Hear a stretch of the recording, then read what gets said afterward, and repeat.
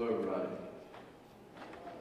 I'm Dr. Goss, pastor here at Morning Star Church, and we're certainly glad that you've come out today to hear and acknowledge this family in their time of grief, time of need, time of hurt.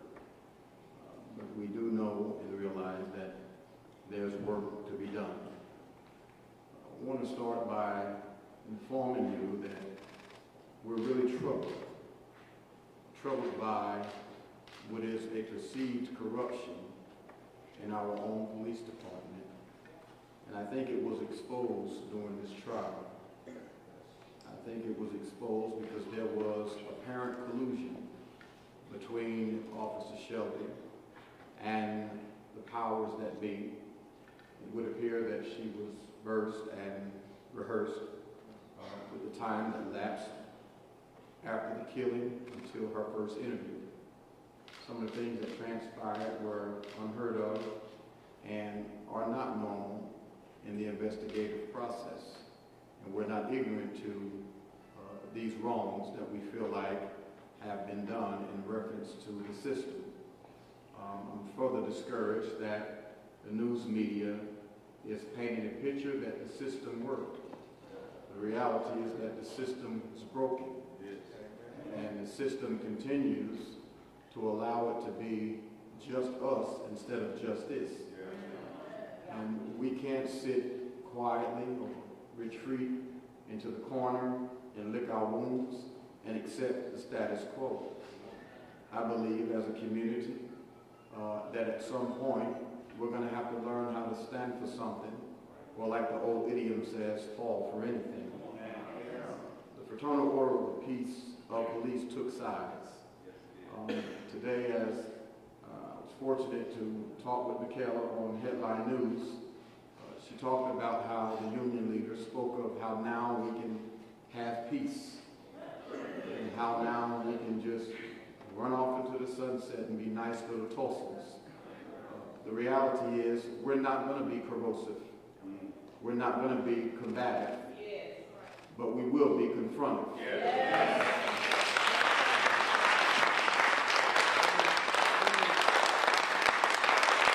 We are not going to stand idly by and let this systemic genocide continue to marginalize our people and threaten our young boys of color.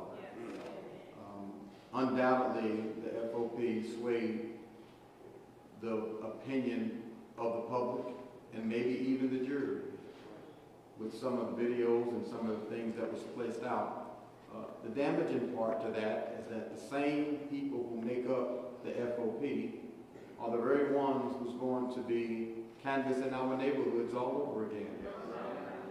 How do you trust someone who erodes the trust? How do we believe in someone who got ahead of justice and decided the conclusion before the wheels of justice had even turned?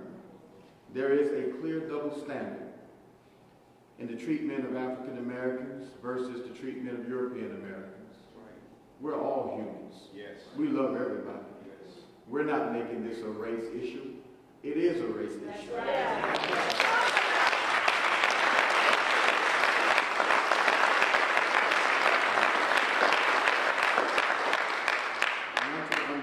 That there have to be some clarity in a reversal of this new objective of the police department. It would appear that the new objective is, brothers, go out there, sisters, go out there, keep your community safe, but by all means, make sure you come home safely.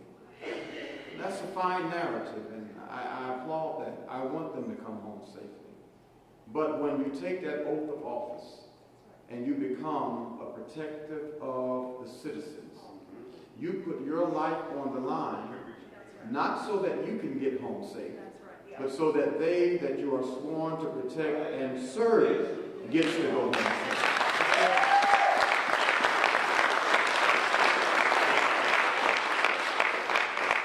I'm going to digress and let the other speakers come, but we need to eradicate this new norm.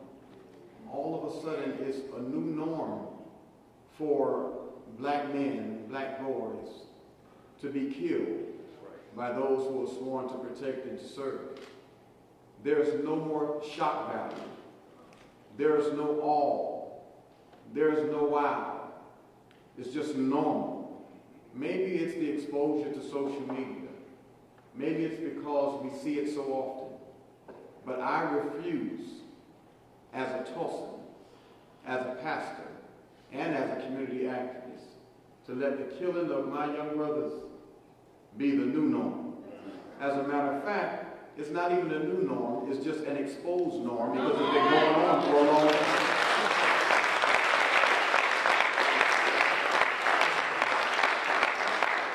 And now we have all of the evidence. Everything is there in eye view. How do you come up with a not guilty verdict when the evidence is right there before your eyes? Somehow the system has to be changed. And we won't quit until we play a part in making this change. We demand a seat at the table of policy so that reformation can take place in this police department if it means the removal of some and the addition of others. Someone is going to have to quit about our children.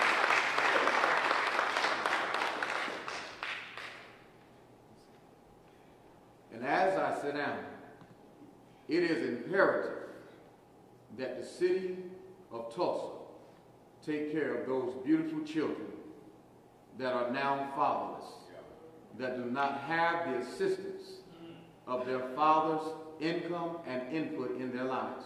The city owes that to the Crutcher family.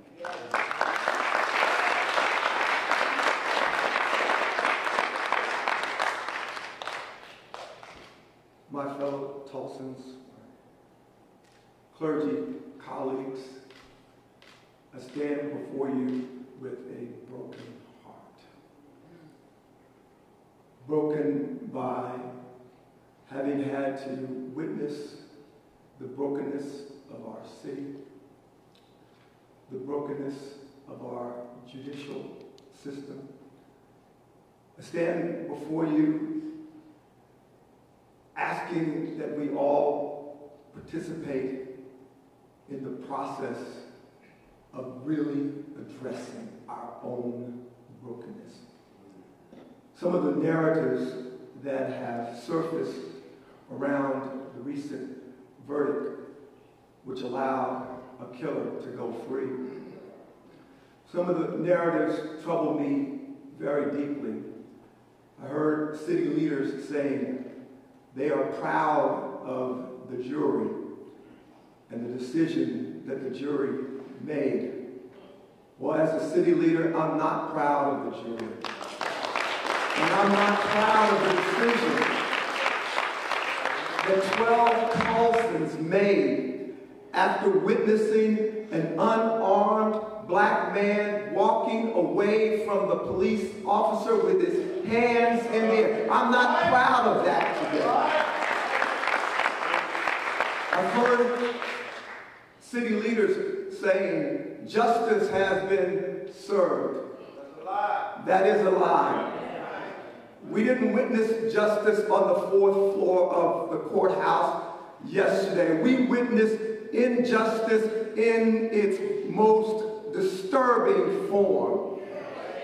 We witnessed 12 of our own fellow Tulsans give a pass to an officer who brutally murdered a father, a son, a brother. I'm not proud of what we have witnessed here in our city. And I should add that the absence of violence does not suggest the presence of peace.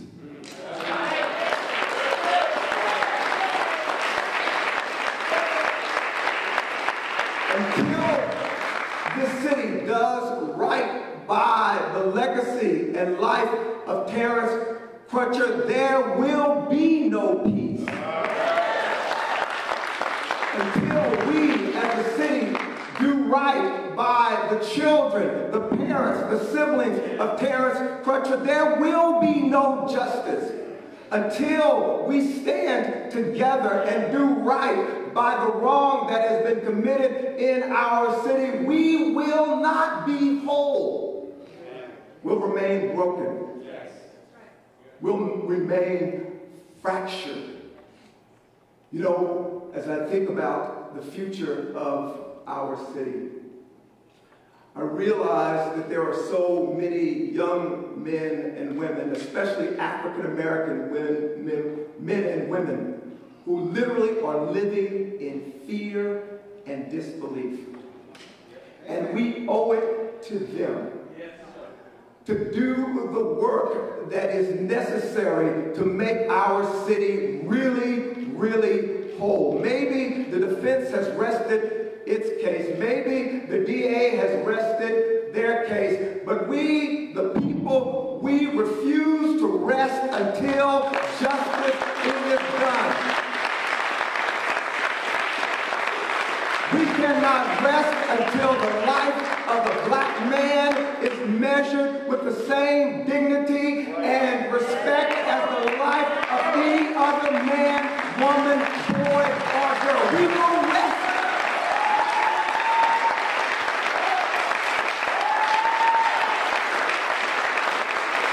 We won't rest until the day that your zip code does not equate to the way you are treated by police officers. We won't rest. We won't rest, friends. We won't rest until we see that day when really the equal intrinsic worth of every one of God's children is recognized by the police force, by the mayor's office, by the governor's office, by the school district. We cannot rest until it's done.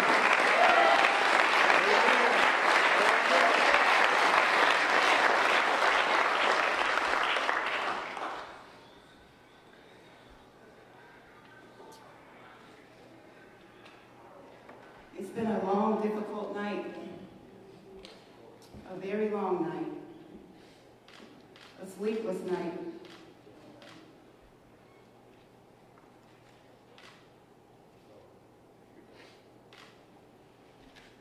I've been harassed all night long by citizens of Tulsa on social media. Some citizens stating that Terence Crutcher deserved to die, stating that Terence Crutcher was a thug, so he deserved to die, stating that Terence Crutcher was an addict, so he deserved to die. All night long, I've been harassed.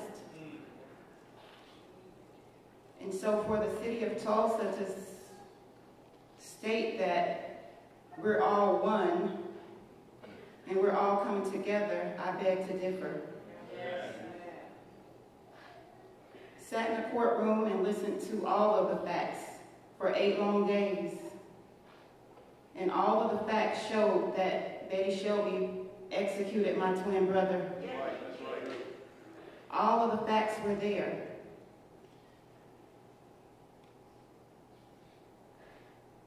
But somehow she got off. She got away with murder. Somehow the police officer's training calls or doesn't call for them to take gambles with their lives, but it's okay for them to take gambles with our lives. Terence didn't have a gun. Terence did not attack her. Terence didn't say anything to her. Terence had his hands up, and she still got away with murder. So as I listened to Chief Chuck Jordan and Mayor Bynum talk about they know that there are some issues and some changes need to be made and, you know, we need to take action right now, I agree with them. I truly agree with them.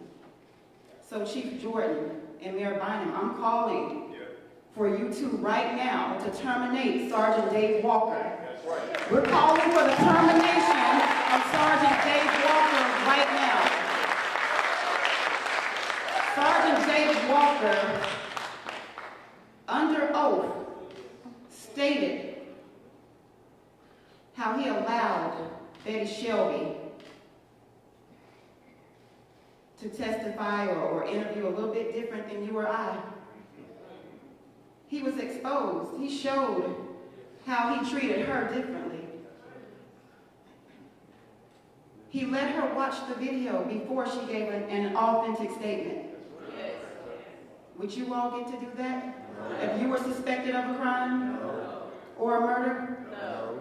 And they continuously called my brother a suspect throughout the entire process. My brother wasn't suspected of committing a crime. My brother was a fleeing felon. My brother had struggles like millions of other Americans. And I've had people all night long reach out to me, whites and blacks and Latinos and Hispanics and Asians, and tell me that this is wrong. Had it been me, I wouldn't be dead.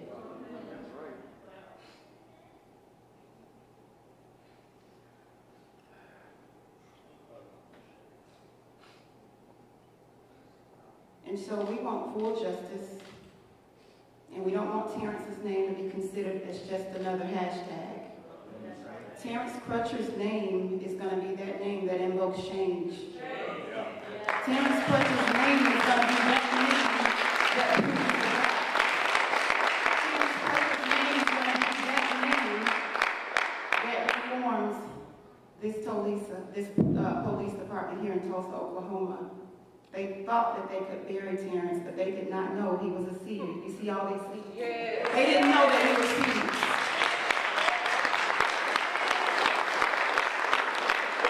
And as Pastor Owen said, we won't rest. That's right. We don't shake, we shift. Yeah. We don't shake, we shift. And we're not going anywhere. We're not going anywhere. So continue to pray for the family. We appreciate you all so much. And this whole thing about the system has spoken, it is what it is. Remember, slavery was legal. I thank God that Harriet Tubman didn't say it is what it is. Amen.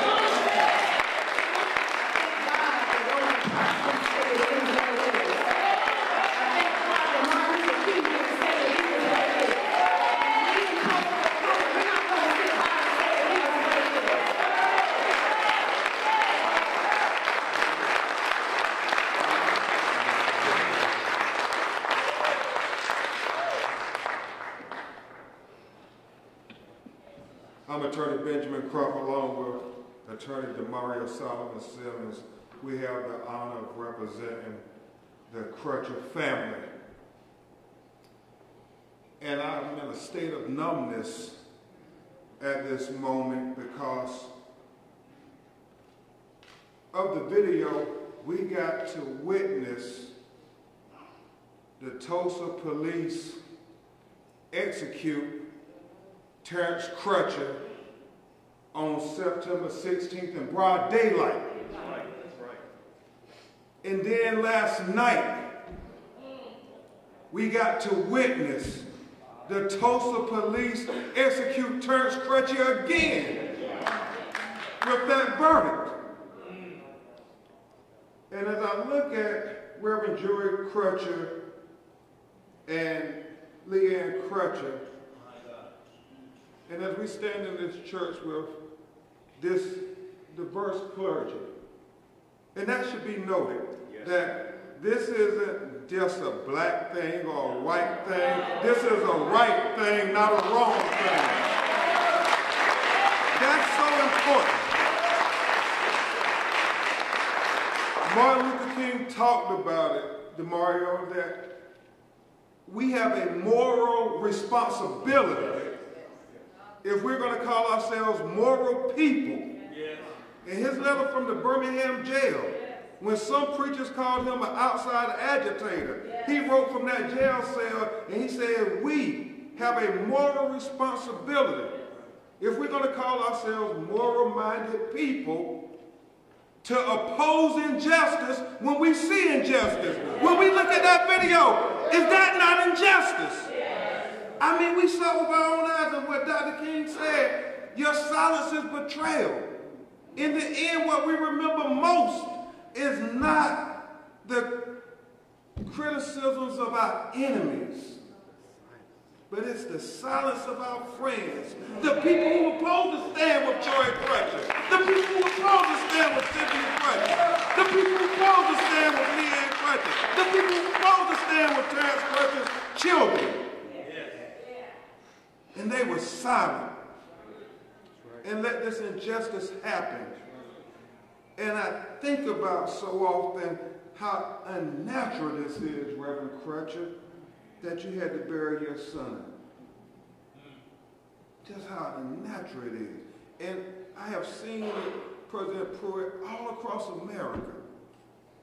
You know, when are we in America going to reject the standard police narrative when they kill little black and brown people and they say, oh, I was in fear of my life.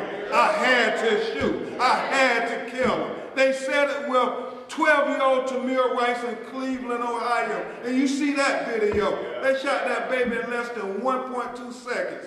Jonathan Crawford shopping in Walmart, minding his business on the phone. The police come up in less than 2 seconds. They shoot that baby, that young man. Michael Brown, you know, Ezel Ford in Los Angeles. Samuel DuBose in Cincinnati. Alton Sterling in Baton Rouge, Louisiana. Philando Castile in Minneapolis, Minnesota. Sandra Bland. Natasha McKinney. Alicia Thomas in Los Angeles. I mean, the list goes on and on and on. When will we reject this just standard police narrative? You know what they're going to say before they say it. When you see an unarmed black or brown person dead on the ground, you don't even have to think about what their excuse is going to be. They're going to say, oh, I felt the fear of my life. And didn't Betty Shelby say the same thing, no matter how asinine it was? We watched that video. She could have used so many less excessive force to kill him. She could have done things. She could have tased him. She could have waited. She could have set up a perimeter. You know, when you think about how they treat people from other communities and they treat people in our communities, I mean, it's just night and day. In Oregon, they took over a federal building with guns and so forth. And what did the police and they waited them out for months. Terence Crutcher, they could have given him a few minutes to say, hey, let me call his parents. Let me call his friend. He may be going through some mental issues. Let's give him a chance. Let's give him the benefit of the doubt. Let's give him the consideration. Let's acknowledge that he might have a loving mother and father who cares about him getting home at night. Why don't we ever get that consideration? Not on the streets with the police and not in the courtroom. Why can't we ever get the benefit of the doubt that our lives matter too?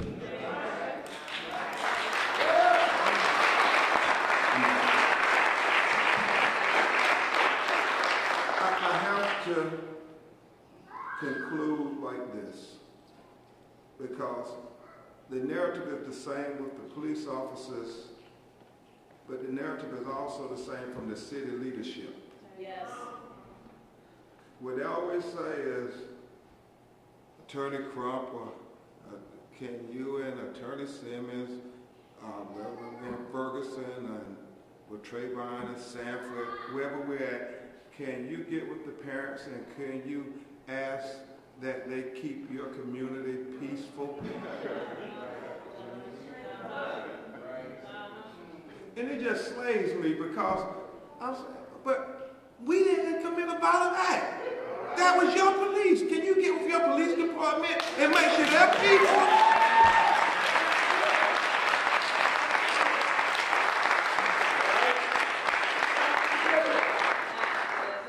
And they say these things, and I'm just talking to our community now because our heart is broken. Yes, sir.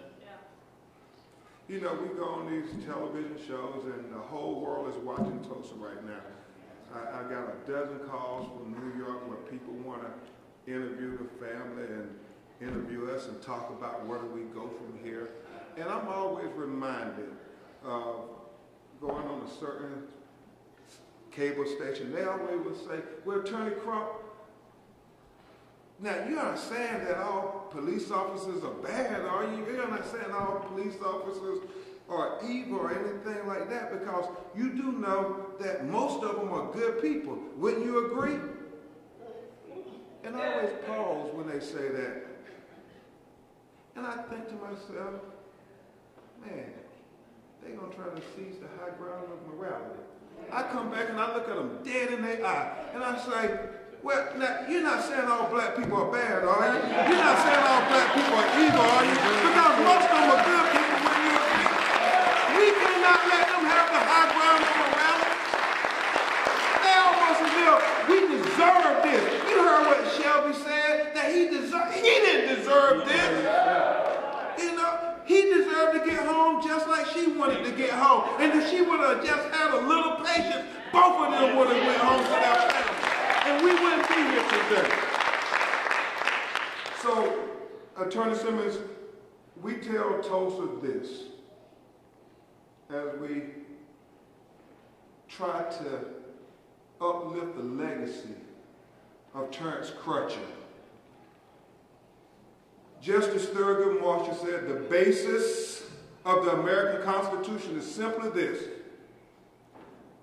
that a black baby born to a black mother, the most uneducated black mother, the most inarticulate black mother, the most impoverished black mother, has the same exact rights as a white baby born to a white mother, the most educated white mother, the most articulate white mother, the most affluent white mother, just by virtue of that baby being born in America. Now, Justice Marshall said, I know that's not the case in America today, but I challenge anybody to say that's not a goal worth fighting for. I challenge anybody to say that's not what makes America the great beacon of hope and justice for all the world to marvel. So when we stand up for Terence Crutcher, when we stand up for the least of ye, what we really are doing is helping America stand up to its creed. We helping America be the great beacon of hope and justice for all the world to marvel. And what we are really doing is helping America be America for all Americans. Yes, that means Terence Crutcher, because Terence Crutcher life matters.